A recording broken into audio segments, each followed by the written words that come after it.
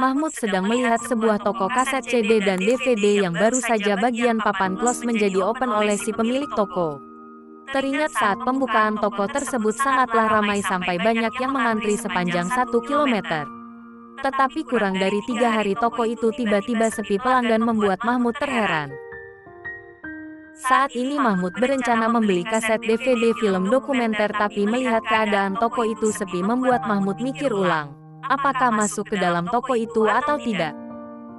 Terjadi tatapan mata saat Mahmud tak sengaja bertatapan dengan si pemilik toko. Mahmud jadi keki dan bingung sendiri lalu memberanikan diri untuk masuk ke dalam toko itu. Bunyi lonceng terdengar saat pintu dibuka.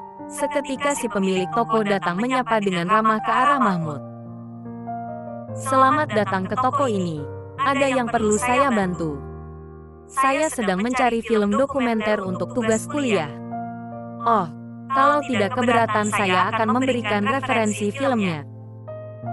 Lalu Mahmud mengikuti langkah si pemilik toko dan berhenti di perbatasan etalase yang mana hanya pemilik toko saja yang masuk.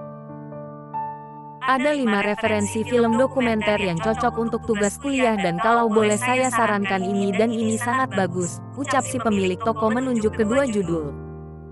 Dua judul film tersebut adalah Profilmer, Nematoda dan Silamat. "Tapi saya mau cari film dokumenter tentang perjuangan suatu bangsa," ucap Mahmud. Ini saja judulnya Bendera. Ini film dokumenter paling terkenal." Mahmud terdiam memikirkan usulan si pemilik toko.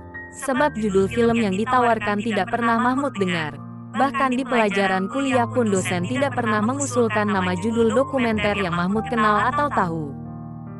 "Kalau Anda masih bingung, saya akan memberikan kaset DVD ini gratis."